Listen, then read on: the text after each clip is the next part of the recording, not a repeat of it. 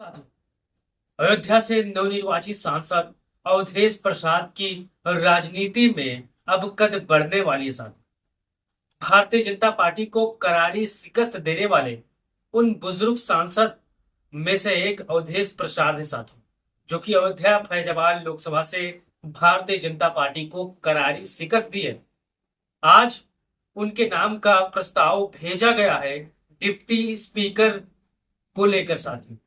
ममता बनर्जी ने ये प्रस्ताव राजनाथ सिंह को फोन पर जानकारी दी है और कहा है कि देश में इंडिया गठबंधन का डिप्टी स्पीकर होगा और स्पीकर पद के उम्मीदवार होंगे अयोध्या के नवनिर्वाचित सांसद अवधेश प्रसाद।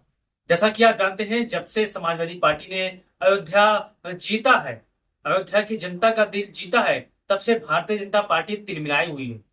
जब से अखिलेश यादव ने भारतीय जनता पार्टी को करारी शिकस्त दी है, जैसे ही समाजवादी पार्टी के कार्यकर्ता अयोध्या का नाम लेते हैं, जैसे भारतीय जनता पार्टी के कार्यकर्ता हो, बड़े बड़े नेता हो, केशव प्रसाद मौर्य टाइप के नेता हो, तिलमिला जाते हैं।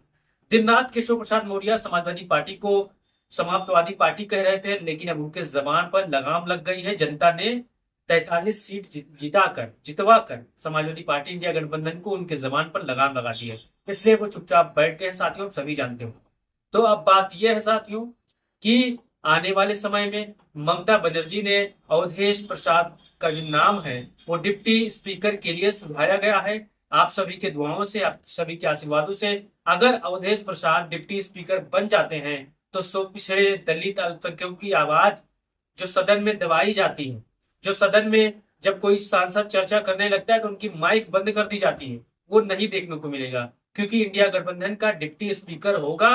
ये 100% आप मान के चलिए। नाम बहुत है, लेकिन सबसे बुजुर्ग, सबसे वरिष्ठ सांसदों में से एक है अवधेश प्रसाद, जो कि अयोध्या जीतकर दिल्ली प्रवेश किए हैं। और ये पिछड़े समाज से आते हैं, दलित समाज से आते हैं, और इनकी जो जीत की चर्चाएं हैं, आपने देखा होगा देश विदेशों में गूंज रही है।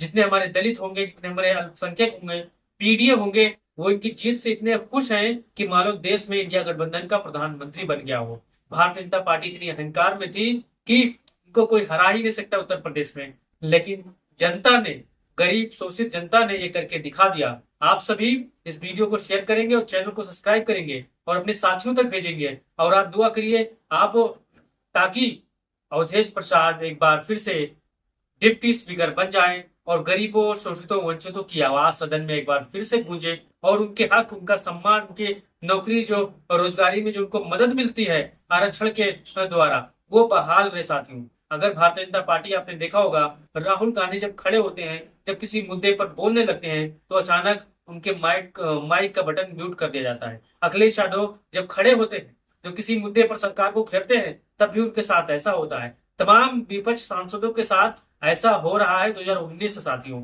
आपने देखा होगा सदन में जैसे एक बड़े मुद्दे पर ये लोग चर्चा करना चाहते हैं, विपक्ष के लोग, तैसे लोगों को सदन से आउट कर दिया जाता है, सस्पेंड कर दिया जाता है।